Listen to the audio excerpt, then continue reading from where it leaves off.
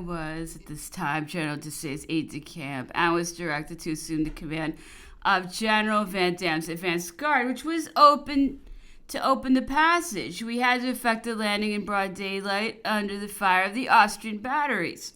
The attempt was full of danger, but all went on well. We landed under protection of the company of light artillery, commanded by Foy, who was afterwards a general officer and a deputy. We were both named captains of companies on this occasion.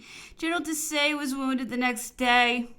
I continued to fight at the head of the troops with which I had crossed the river. The enemy was compelled to give way, and we were in close pursuit when a French officer rode up to us. This was General Leclerc, who had just arrived from Italy through Germany and brought us intelligence of the preliminaries of peace agreed upon at Loben. The firing immediately ceased. The army took up a position, and the contending generals met for the purpose of fixing the lines of demarcation.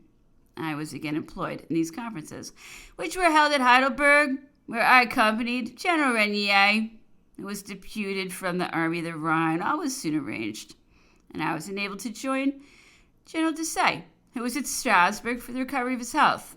It was during his convalescence that he conceived the idea of going to Italy for the purpose of seeing General Bonaparte. At this time, he only knew him from his reputation, but was in great admiration of his glory, feeling hurt, besides, at the state of inferiority in which the Directory held military men. Desaix longed in secret for the appearance of a man of character and genius who might remedy the evil. The conqueror of Arcole could be no other than such a man. He alone had acquired sufficient ascendancy to avow himself the protector of those who had covered themselves with glory in the field of battle. He was anxious to hold a conference with him, and I went to reside with my family during his absence on this journey. I rejoined him on his return, and peace having been signed in the meantime, I soon after accompanied him to Paris. Chapter 2. The frenzy of the revolution had already cooled in France. The mere utterance of rational ideas was no longer a ground for apprehension. But nothing that revolutionary commotions had thrown out of its orbit could yet resume its place. The destruction was complete. And although there was now felt a desire for reconstructing, there existed no secure center of gravitation. No hand was found sufficiently strong to collect the fragments which the storm had scattered in all directions. We had before us a heap of ruins. We beheld with terror their extent and the ravages occasioned by popular ferment. But no one foresaw an end to so much misery. No one dared to contemplate the future. The leaders of the different parties in the Civil War, whom the Directory had succeeded in disuniting in order to disarm them, more stunned by the glory which our arms had acquired and the peace which followed it than confiding in the repose held out to them, we were well aware that a jealous government would sooner or later call them to a severe account for the celebrity they had obtained. Volcanic heads appeared indeed to have grown calm, but it was apprehended that they were not at ease, and a spirit of rivalry was everywhere to be seen, especially among men whom the war had brought forward. The armies of the North and the Sambre and Meuse, possessing a great many meritorious officers, beheld with regret the finer share of glory which had been reaped by the army of Italy. They were jealous of the preference evinced by the executive directory for whatever belonged to that army, and they thus offered elements of disturbance to those agitators who are so easily found amongst people of limited understanding, especially after such calamities as those out of which we had so recently emerged. Ambitious projects of every kind were on foot, and could only be productive of some new 18th Fructidor or of other events of a similar nature. General Bonaparte had just quitted Italy to repair through Switzerland to Rastatt. His journey might almost be said to have been a continued triumphal march. Whole populations came out to meet him. He was hailed as the hero of liberal ideas, as a defender of the revolutionary interests. Conformably to the Treaty of Peace, a Congress was to be held at Rastatt for the purpose of regulating the affairs of princes dispossessed of their territories, whether in Germany and Italy or on the left bank of the Rhine. As this work required for its nature very long preliminaries of etiquette and circumstantial details, which it was impossible to hurry through, General Bonaparte only gave his attention at Rastatt to the object of regulating in a summary way the basis of those operations which were to engage the attention of that Congress. He returned to Paris, where public impatience expected to be gratified by his receiving from the government those testimonies of gratitude and admiration which had long since filled the breast of every Frenchman towards him. The autumn was at its close. Winter and its pleasures had brought the population back to the capital. Soldiers and citizens went out in numbers to meet him. The Directory, who had entertained a doubt whether or not they should ratify the preliminaries of Loban, were compelled by this manifestation of national sentiments to give a solemn reception to the pacificator whom they had been on the very point of disowning. A magnificent platform had been raised at the end of the court of the Palace of the Luxembourg. The Directory took their places under a canopy, and General Bonaparte was presented to them by Monsieur de Talleyrand, then Minister for Foreign Affairs. The acclamations of the multitude formed a contrast with the cold eulogiums of the Directory. At this period, the army of Sambre and Meuse was united with the army of the Rhine under the orders of Augereau, who had held the command at Paris on the occasion of the 18th Fructidor. Moreau had just been discharged from his command after having denounced Pichegru, who was transported to Cayenne. The reception of General Bonaparte by the Directory was followed by balls and grand dinners, amongst which should be noticed the dinner given to him by the National Convention. It took place in the long gallery of the museum. The table was laid along the full length of that extensive place, and the feast would have exhibited a perfect scene of confusion had it not been for the grenadiers of the Directorial Guard, who lined in arms the whole extent of the gallery and presented an imposing appearance. A few days afterwards, the Institute voted a crown to General Bonaparte, and its council elected him one of its members. He was received by Monsieur Chenier, and his reception took place at night in the hall of the Louvre, where the Institute then held its sittings. That hall is on the ground floor. There is before it a balcony or large wooden tribune, worked in the old style. The body of Henry IV had been deposited here after his assassination. I attended with General Desailly at the reception of General Bonaparte. He was in costume and sitting between Monge and Berthier. It was, I think, the only occasion on which I saw him in the dress of that learned body. His nomination had all the effect which he expected from it. It placed the newspapers, the literary characters, all the enlightened part of the nation at his disposal. All felt beholden to him for having added the academic laurels to the palms of victory. As for himself, of plain and retired habits, almost a stranger to the noise which his name made in Paris, he avoided taking any part in business, seldom appeared in public, and only admitted a few generals, learned men, and diplomatic characters into his intimacy. Monsieur de Talleyrand was of the number. He was a man of amiable intercourse, had great facility for business, a mind possessed of resources such as I have not discovered in any other man, clever at frustrating or at winding up an intrigue. He had all the art and ability which the times required. He was incessant in his attentions to General Bonaparte and acted for him the character of mediator, orator, and master of ceremonies, yielding to so much zeal. The general accepted his attentions. This mode of proceeding brought on balls and evening parties where the minister had taken care to bring together the remains of the old nobility. It was in one of these parties that General Bonaparte saw Madame de Staël for the first time. The hero had always excited a lively interest in that celebrated woman. She attached herself to him, entered into conversation with him, and in the course of that colloquial intercourse in which she attempted to soar above her height, she suffered a question to escape her which betrayed the ambition nourished in her breast. "Who is the first woman in your eyes?" she asked him. "Madame," he replied, "the woman who brings the most children into the world." Madame de Staël was stunned. She expected a totally different answer. The eagerness, however, with which General Bonaparte was everywhere greeted soon gave umbrage to the members of the Directory. Weak depositaries of authority, they felt that they were losing their hold on public opinion. The nation compared their personal nullity with the glory that encircled the hero. They were apprehensive that public enthusiasm would create a commotion and an attempt against their power, and they thenceforward bent their minds upon removing the man who was the object of general attention. General Bonaparte, having a more correct foresight of the consequences that might result, from his longer residence in Paris, where he had, however, avoided taking any part in internal affairs, prepared to withdraw himself from a place which still presented the gloomy prospect of too many elements of disorder, especially as we drew near to the moment best calculated for giving effect to the project he had entertained when concluded peace, and for which he had collected the first materials previously to his departure from Italy.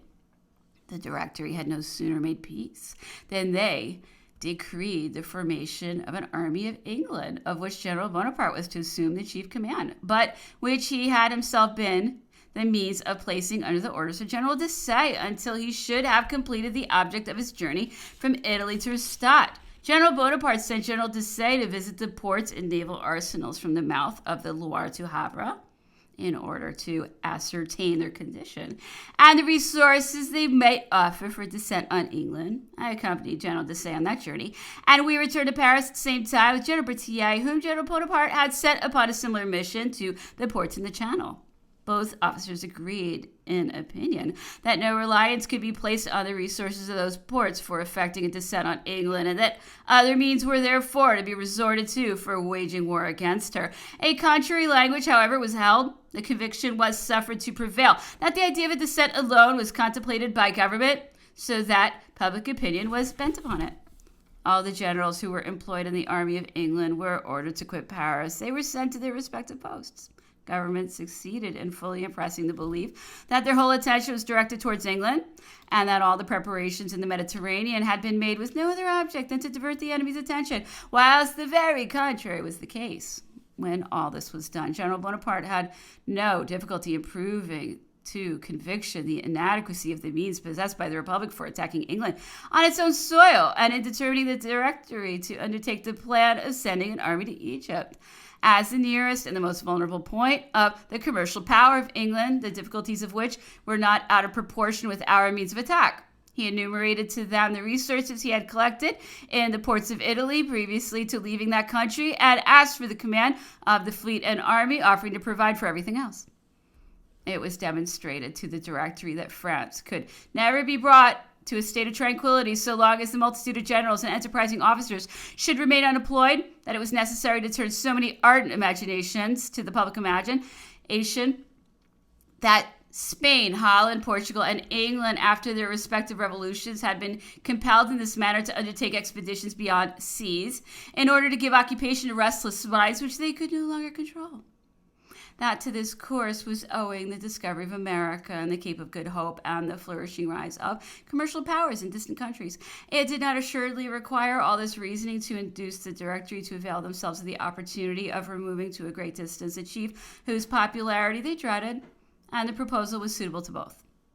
The Order of Malta was still in existence at this time, and its ships of war were destined to protect all Christian flags against the Barbary states and against the Turks, who respected no other flag than that of France. The trading vessels of Sweden and Denmark that frequented the Mediterranean were protected by ships of war of their own nations, which cruised in that sea. Those of America were few in number, and England had there a fleet of men of war, only while France had kept up a fleet to cover in the Adriatic the operations of the army of Italy. But since the peace, the latter had returned to Toulon, bringing with it the Venetian squadron, and the English fleet had returned to the ports of Sicily. Its object was to watch Toulon as well as the Spanish squadron at Cadiz, and in furtherance of this object, it cruised at the southernmost point of the island of Sardinia. The traitor Marseille was not yet wholly destroyed. The city, owing to the protection of its flag, had almost the exclusive command of all the trade carried on by the Turks in the Levant. It kept up a considerable number of vessels known under the denomination of caravan ships, which sailed throughout the year to the ports in the Levant to obtain freights and return to winter at Marseille, bringing with them other profits. Marseille reckoned as many as 800 of those ships employed in that navigation. Those of northern nations wintered in the ports of Italy, where they solicited freights against the spring. Previously to quitting Italy, and under pretext of an expedition against England, General Bonaparte had caused an embargo to be laid upon all trading vessels then in the ports of the Mediterranean occupied by French troops. He ordered them to be freighted and regularly paid so that other merchant vessels in the ports of Naples and to the eastward of the Adriatic hurried to the ports we occupied for the purpose of being engaged. The Roman states had just been seized by the French troops.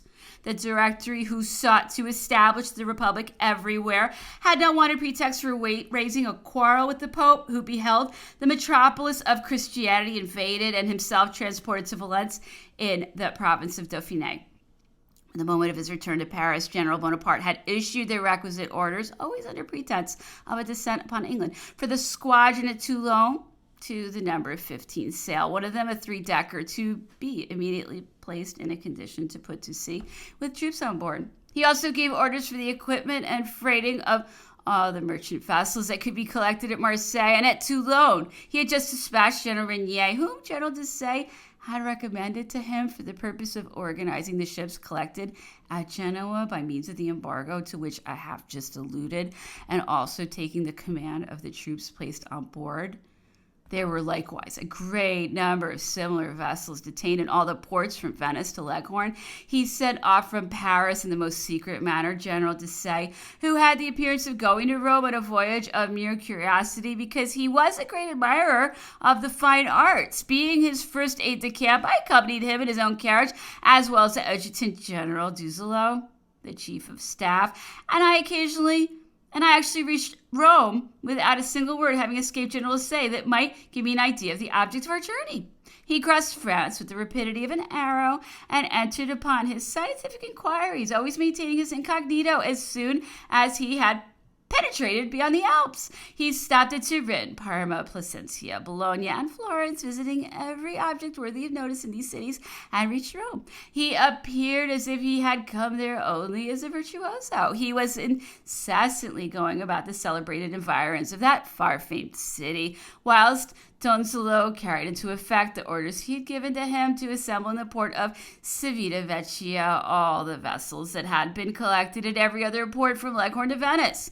We stayed 6 weeks in Rome, leading a life as active as if we had been in an open campaign. At last, all the material having been prepared, the circumstance was communicated to General Bonaparte, who was still in Paris, whence he sent his final orders pointing out the troops that were to compose each convoy. They were not directed to make any special arrangements, whatever they could stand in need of, as well as for the sea voyage, as far as the campaign having been put on board ship previously to the time fixed upon for their embarkation.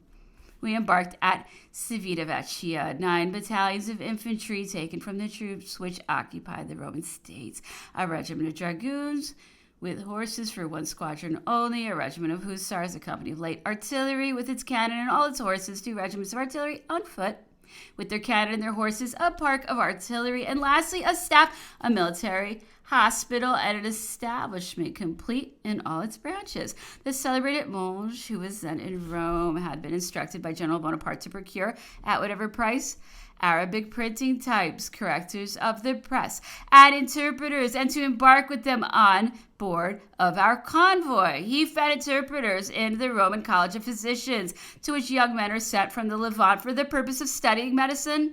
He succeeded in carrying into execution every part of General Bonaparte's orders, whilst the general was forming in Paris that assemblage of learned men of every class whose labors have immortalized this renowned expedition. They had been pointed out to him by General Caffarelli, by de Falgua, and by Berthollet. A multitude of objects that were provided for this splendid operation almost baffles description. Nothing was wanting which the most minute or the most comprehensive foresight could imagine. There were learned men of all classes and artisans of all professions, materials, in short, for creating, perfecting, civilizing, and even giving refinement at one and the same time to the populations amongst whom we were going to form an establishment, however barbarous might be their condition. All these preparations were completed towards the end of March 1797. General Bonaparte had set off from Paris whatever was to be embarked with him at the ports of Toulon and Marseille. The troops that were likewise to embark were sent thither from the army which had returned to France after the peace. General Kleber, whom General Desaix had also pointed out to the notice of General Bonaparte, was entrusted with the command of the troops which embarked at Toulon. There just arrived at Civitavecchia from that port a frigate sent by General Bonaparte to General Desaix to serve as an escort to his convoy. It was not till the arrival of this frigate that he left Rome for Civitavecchia, in which direction he ordered the troops which were to be embarked at that port. At the beginning of April, when all the material was already on board ship, an accident occurred which nearly put a stop to the expedition. After the Peace of Campo Formio, the Directory had sent General Bernadotte to Vienna in the capacity of ambassador. At this period, he openly professed Republican ideas, which were then, for every species of ambition, a sure road to fortune. He had hoisted over his hotel in Vienna the tricolored flag, which the inhabitants of that city would, right or wrong, consider as an act of provocation. I never could ascertain whether there existed any previous excitement, but after a ferment of some days, a tumult broke out. The mob, having repaired to the ambassador's hotel, caused the flag to be removed and gave itself up to excesses that compelled the commander of the garrison to order out troops for the protection of the ambassador and his official suite, which had been formed in Paris with a view to the object contemplated by the Directory at Vienna under cover of the Treaty of Peace, which had just been signed. The first dispatches in which General Bernadotte gave an account of this event were of so alarming a character that General Bonaparte, to whom they had been communicated by the Directory, sent counter orders to all the ports, not only for preventing the embarkation, but also for relanding whatever was already on board, and for the troops to be in readiness to march. 8 days afterwards, the tone of the correspondence from Vienna had become of a less hostile nature. Fresh orders were received to continue the embarkation, which had only been retarded for the space of 8 days. A drawback, however, from the time with which fortune seemed to have favored us. During this short interval, General Desaix, who thirsted after knowledge, went to visit the Roman mines of alum, situated at a few hours' distance from Civitavecchia. They are extremely abundant, and the alum extracted from them was considered to be of a quality superior to any other. Monge was in our company, explained whatever was new to us. We also went to see the mouth of the Tiber, as well as all the environs of Civitavecchia. This port was built by Trajan. It is held to be of small extent considering the magnitude of the ships built at the present day in comparison with those for which it was intended. It was with difficulty that the frigate sent to us from Toulon could enter the port, and when it had gotten in, there was so little space for its working that when the moment arrived for setting sail, its maneuvering became an object for deliberate consideration. The basin of the port has been constructed with all the beauty and solidity which characterized the period of Roman grandeur. Its regular quays are formed of layers of enormous blocks of marble. The last is of white marble. The entire circuit of the port is lined with lions' heads in bronze, holding bronze rings in their mouth. Not one of them is missing. They are of the very same that were placed in Trajan's time for the purpose of securing vessels, and are still used for the same purpose. Those of our convoy were moored fast to them. The port is closed by a jetty raised at the same period. It is formed of layers of lava, which have, up to this moment, resisted the attacks of the sea and of time. The noble recollections which those works bring to mind are unfortunately checked by the presence of the debased population bustling in the midst of the remains of Roman grandeur. The majority of the galley slaves at Civitavecchia were at this time foreign artisans who had come to seek their fortune in the Roman territory and ended by committing crimes. As the Pope's marine department was not engaged in any public works, these wretches had been allowed to seek their livelihood in the town and were readily employed by the inhabitants. It even appeared to us that this measure had been resorted to by the administration with the view of preventing the malefactors from giving way to despair, and perhaps likewise of some advantage accruing from them to the state. The result was, however, that by degrees the disgrace of fetters had been weakened, and that a galley slave had become no longer ashamed of his condition. We bitterly regretted the state of degradation we were beholding, and deplored that such a government should possess any influence over the destinies of a nation. General Desaix had observed 2 handsome newly built small galleys. He ordered them to be armed and added to the convoy. The galley slaves were eager in offering themselves, foreseeing that their liberty would be the result of any service they might render us. The convoys of troops that left Marseille, Toulon, and Genoa, under protection of the Toulon fleet of men of war, sailed about the same time and met in the Bay of San Florente in the island of Corsica. On leaving Toulon, General Bonaparte had received intelligence from the sea, though some Spanish frigates which were entering the harbor. They came from Mahon and informed us that the English squadron was not in that quarter and that only 2 vessels of the squadron were at the island of St. Peter near Sardinia, where they were undergoing repair. The convoy of Civitavecchia was at so great a distance as to render it necessary to leave the entire management of it to General Desaix, under whose orders it was placed. He had been instructed to set sail on a certain day and to make direct for Malta, taking care on his way to reconnoiter the Maritimo at the extreme point of Sicily. And when he arrived before Malta, he was there to await fresh instructions. Chapter 3. We arrived before Malta at the beginning of May. Neither the main squadron nor the other convoys had yet made their appearance, and in obedience to the instructions given by General Bonaparte to General Desaix, our convoy kept cruising before the harbor. We next had to encounter calms, in consequence of which the currents which prevailed in that quarter dispersed the ships of the convoy to a considerable distance from one another. Our arrival was on a morning. In the evening of the same day, the Grand Master of the Order of Malta, seeing a large fleet consisting of vessels of all nations under the protection of a frigate which not only avoided entering the harbor, but did not even allow the smallest sail to approach it, began to entertain some uneasiness, or felt his curiosity awaken. He sent a sloop commanded by one of the grand bailiffs of the order as a flag of truce to learn our destination. This sloop proceeded towards the frigate, on board of which was General Desaix, and under pretense of the quarantine laws, the bailiff would not come on board, though repeatedly urged to do so. He hailed us from his sloop, which sailed past the frigate's stern. His mission was one of pure curiosity, and as he saw on board the vessels a great number of soldiers who had climbed upon each other's shoulders to obtain a sight of him, he was hastening back with an account of what he had seen. He was about to take leave after a broken conversation carried on in monosyllables when, with the view of reviving it, General Desaix asked to be allowed to enter the harbor for the purpose of watering. The bailiff drew off with the promise of sending an answer. He returned accordingly the same night to say that the Grand Master could only allow the entrance of the harbor to 4 vessels at a time, a various ingenious mode of evasion. Truly, it did not require any great effort of calculation on his part to discover that we had upwards of 80 sail, and that 20 days would have been consumed in watering the convoy.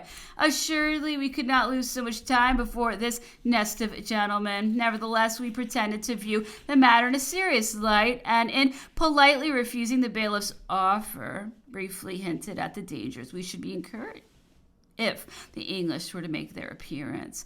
This consideration did not appear to create much impression on him, and he sailed off, informing us that the order could make no further concession. Night approached, and the flag of truce was gone, when our signal man descried 2 sail to the eastward bearing down upon us.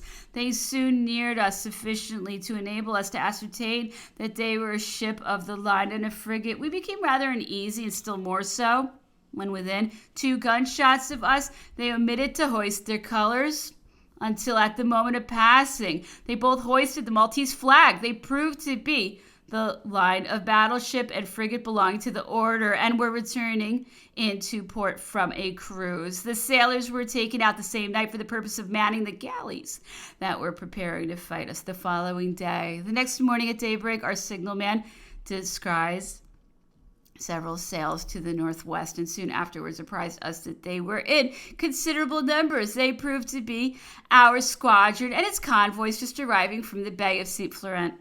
General Desaix and Monsieur Monch proceeded from this ship to one of the Pope's small galleys, which we had brought with us, and sailed to meet the squadron and pay their respects to General Bonaparte.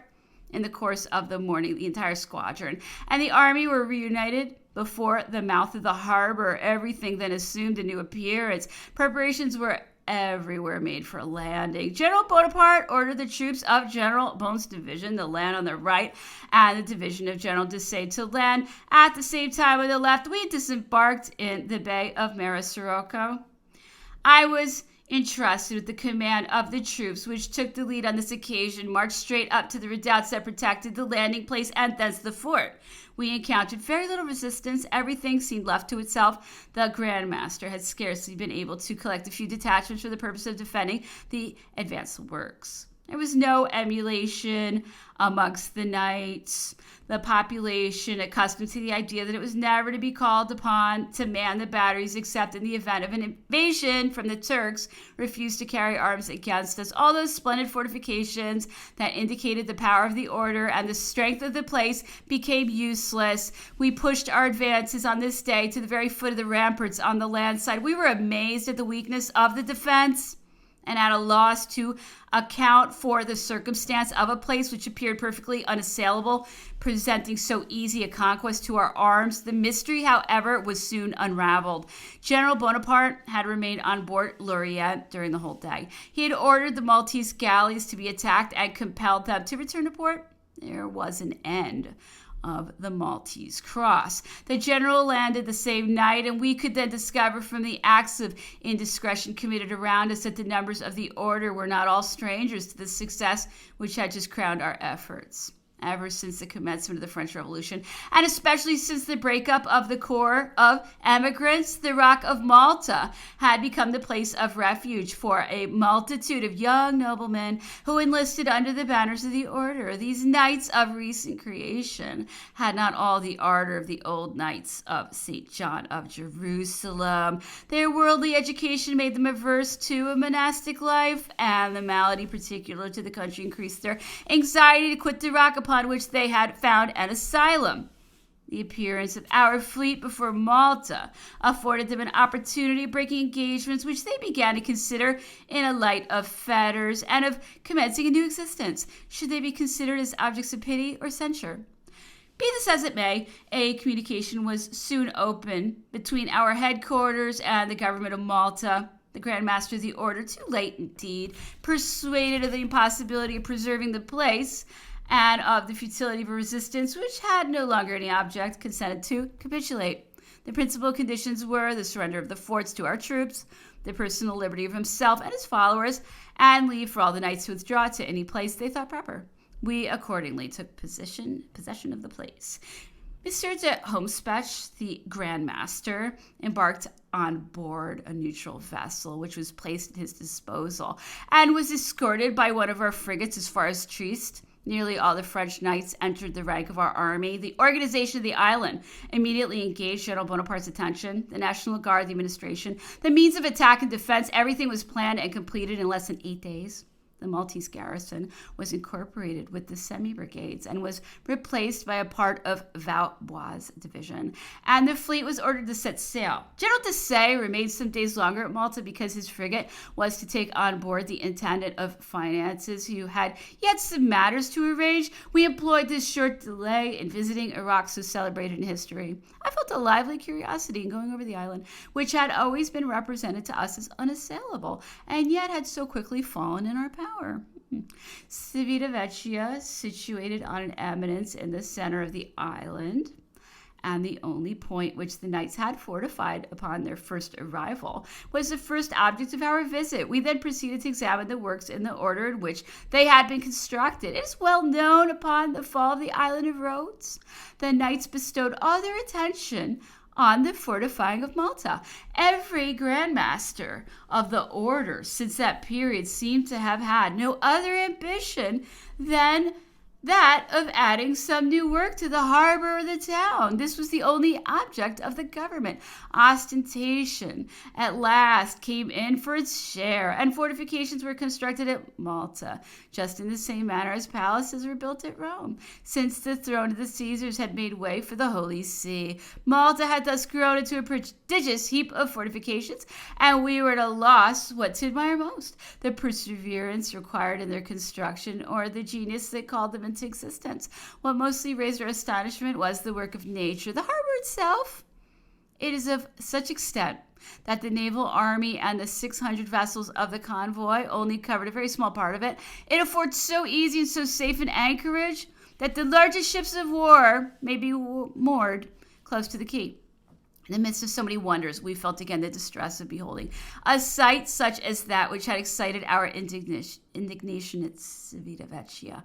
The galleys of the order were manned by galley slaves, composed of prisoners taken on board Turkish vessels. We could hardly credit the assertion that often, when there was a dearth of these slaves, free men consented to engage themselves for money on board the galleys in the above capacity. We were, however, compelled to yield to the evidence of facts and believe what we were eyewitnesses of. We saw some of those wretches who go by the name of Bonovolio serving on the same benches with the slaves in chains like the latter, and taking a part in their painful labors as they shared in their disgrace. When we beheld this state of degradation, we no longer felt such surprise at the little resistance opposed to us. It is quite natural that a call to arms should be listened to with indifference by men disposed to obey the voice which summoned them in their own dishonor. Monsieur Monge had parted from us at Malta and embarked on board L'Orient because General Bonaparte was desirous of having him near his person. General Desaix, with whom I was, could not sail until 8 days after the army. On leaving the harbor, we met a fine French frigate. Arriving from Italy, her boat brought us Monsieur Julien, an aide-de-camp of General Bonaparte's. Subsequently to falling in with the Spanish frigates, General Bonaparte had ordered this French frigate to be dispatched to General Desaix and to apprise him of there being 2 English ships of war at St. Peter's near the island of Sardinia, from which the place they had sailed immediately upon the receipt of intelligence that the Toulon squadron had been put to sea. This frigate, La Diane, proceeded as far as Civitavecchia without entering the port. Monsieur Julien had landed in order to ascertain the day of our departure. And whilst he was on shore, the English squadron passed at a great distance in the offing. As La Diane was close inshore, she was not perceived, or at least was not recognized by the English squadron, which was sailing in the clearest part of the horizon, in consequence of which she escaped and continued her course to overtake the army. A few days afterwards, we met the frigate which was returning from conveying the Grand Master of the Order of Malta to Trieste. She was also endeavoring to overtake the army, and such was our good fortune that this frigate, both upon entering the Adriatic Sea and quitting it, had repeatedly crossed the track of the English squadron, which was not aware of her proximity. What were the objects that engaged the attention of the English squadron whilst we were taking every advantage of fortune favors? A part of it was at Naples, and the remainder at Syracuse or Palermo, where its admiral, the celebrated Nelson, had found the delights of Capua at defeat of Lady Hamilton. The 2 ships that had left St. Peter's on our approach had hastened to give him the alarm, and he immediately set sail for Toulon, steering his way along the coast of Italy. From Toulon, he proceeded to Saint Florent, afterwards directing his course to the Levant without stopping at or reconnoitering Malta on his way. We had just overtaken the army when General Bonaparte gave the signal for the whole fleet to alter its course and to make for the island of Candia, which was not yet descried, though at a short distance on our larboard. The order was punctually attended to. At nightfall, the entire fleet had collected under the coast of Candia, with the squadron of men of war ranged in 2 lines on its right. We repeatedly heard that night the reports of guns on our starboard side, and as they were not fired by our fleet, the circumstance created great alarm.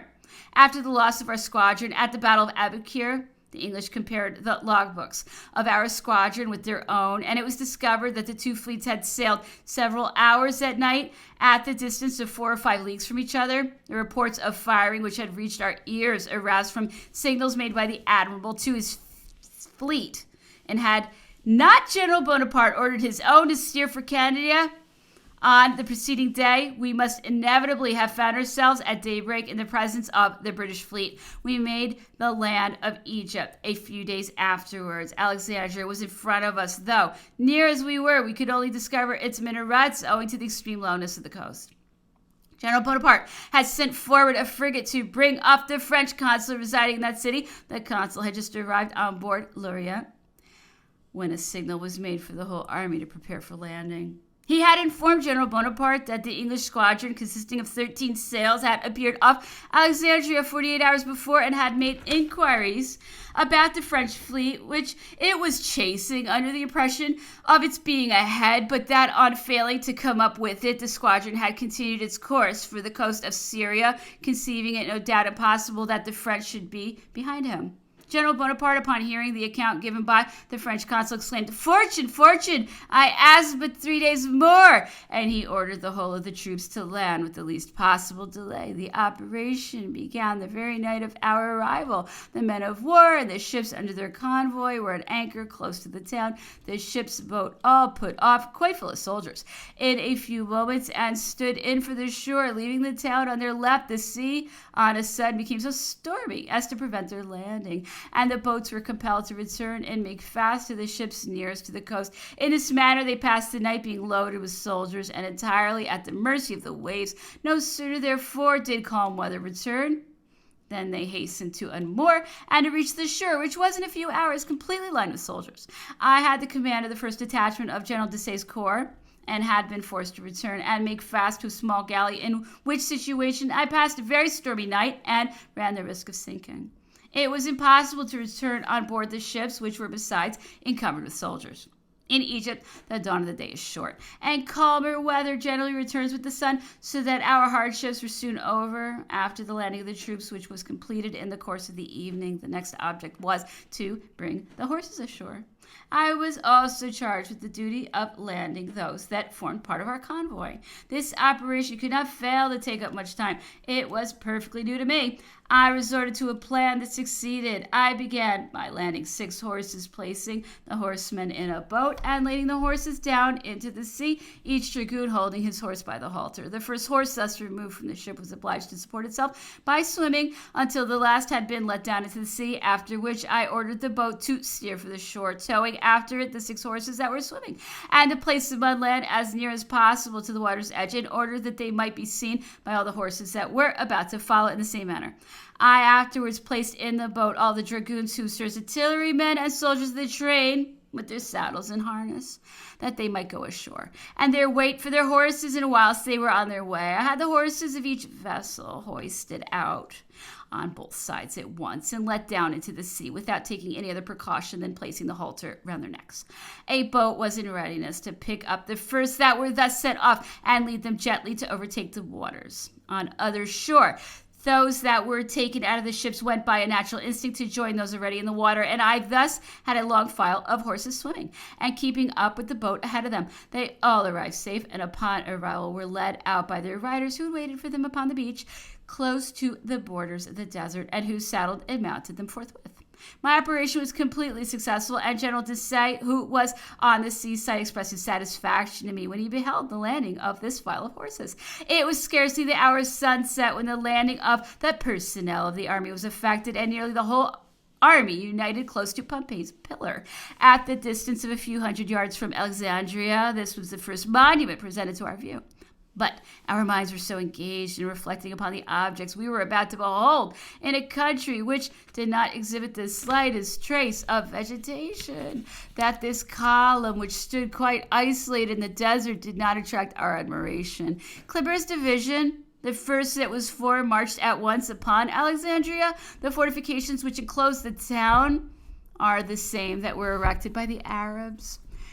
Towards the angle in the direction of which we were approaching, there was discovered a large regular opening, which appears to have been formerly intended for some particular purpose, but presented now to the eye nothing more than a large hole at an elevation of 12 feet from the lower part of the wall. Here the Turks had mounted a wretched gun upon a pile of stones. They loaded it without cartridges or shot, but with loose powder and stones, and fired it with a lighted brand. We very soon discovered how perfectly ignorant they were of the science of artillery. It will hardly be credited that an army like ours, which reckoned in its numbers several officers of undoubted talent, should persist in assaulting this wretched hole, which cost us many men, and where Kleber, amongst others, was wounded, whilst we had, at the distance of a few hundred yards on our right, the great gate of Alexandria, on the road to Demenauer, which had not even been closed. As some of our soldiers were wandering along the wall, which is not protected by a ditch, they discovered that gate They entered and were already near the houses of the town, whilst we still persisted in our attempts against the opening which we were bent upon forcing. It occurred to us at last to follow the road taken by our stragglers, and Alexandria fell into our power. The whole army was soon united in the midst of these venerable ruins, but with all their admiration for the remains of so many testimonials of antiquity, the troops began to show signs of discontent and to murmur at beholding nothing but heaps of dust in the midst of a desert, instead of what they expected to find in the country to which they had been transplanted.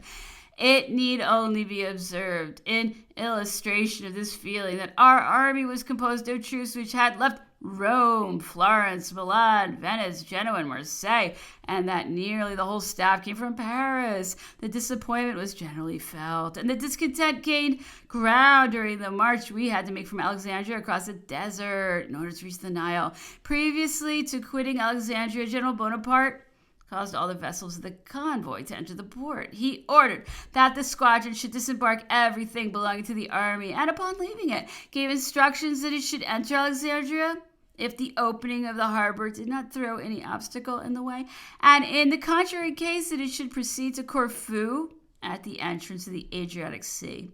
Admiral Brie delayed obeying this order, no doubt from a feeling which did him honor, and came to anchor at the point of Aboukir between Alexandria and Rosetta, conceiving that the choice of this position might enable him to afford assistance to the army in case of a reverse of fortune, of which he perhaps entertained some apprehension. He remained, however, too long a time at this anchorage, where he was about to be destroyed with the whole squadron. The army left Alexandria on the night of the very day of the capture of that city. It consisted of 5 divisions, commanded by Generals Desaix, Pont, Renier, Dubois, Vial, who had replaced General Claver. The 3 last-named divisions took the road from Alexandria to Rosetta by way of Aboukir. The other 2 proceeded from Alexandria to Demenauer, marching along the borders of the canal that crosses the desert and leads from Alexandria to the Nile in the seasons of inundation.